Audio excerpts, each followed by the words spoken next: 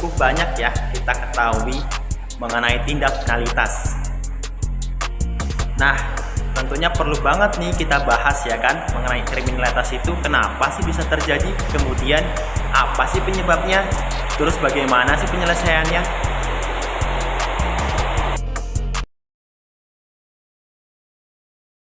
Kemudian kejahatan apa sih?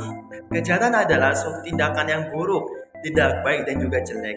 Kemudian secara yuridis itu adalah sebuah pelanggaran yang dilakukan seseorang terhadap undang-undang.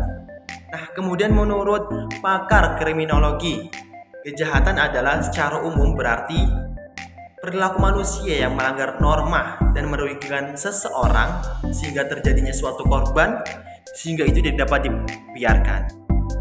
Nah, lalu apa sih penyebabnya sebuah kejahatan itu? Saya kasih contoh. Misalkan seseorang yang melakukan sebuah pencurian dan juga pencopetan ataupun perampokan. Itu yang pertama, penyebabnya adalah faktor ekonomi. Faktor ekonomi tidak menutup kemungkinan yang mempengaruhi dasar banget seseorang melakukan tindak kriminal. Karena tuntutan sebuah kebutuhan yang menjadi sandang pangan itu sangat-sangat dibutuhkan. Sehingga seseorang dengan ekonominya yang sedikit hanya memegang uang seberapa sedangkan kebutuhannya banyak, itu kemungkinan besar akan melakukan sebuah tindakan kejahatan. Di sini contohnya yaitu pencurian, pencopetan dan juga perampokan. Yang kedua adalah faktor adanya sebuah lingkungan yang tidak baik dan juga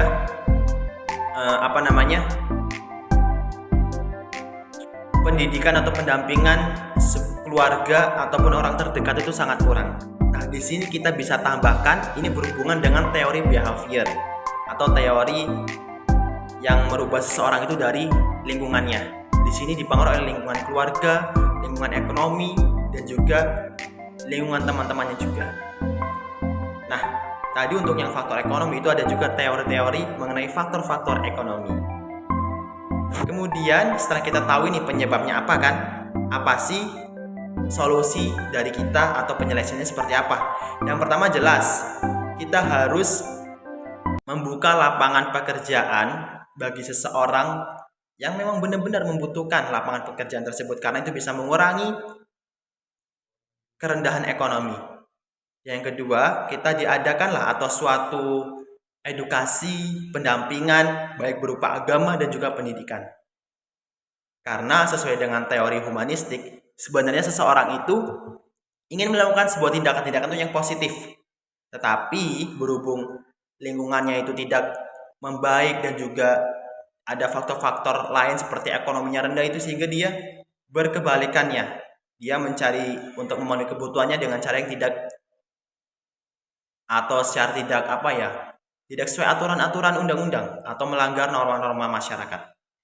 Maka dari itu, dengan diadakannya suatu lapangan pekerjaan, kemudian ada bantuan ataupun apa, itu membuat dia termotivasi untuk melakukan sebuah pencarian nafkah itu dengan sesuai aturan-aturan yang baik seperti itu ya. Nah, yang kedua tadi pendampingan teman-teman. Selain kita memberikan bantuan sebuah solusi untuk pekerjaan dan lain-lain, kita harus melakukan sebuah pendampingan atau edukasi kepada seseorang yang sudah melakukan sebuah kejahatan ya kan. Boleh kita melakukan sebuah pendampingan bisa ditempatkan di lingkungan yang baik dan juga keluarganya membantu bahwasannya ada loh jalan lain untuk memenuhi sebuah ekonomi itu, tidak harus dengan mencuri, mencopet dan sebagainya.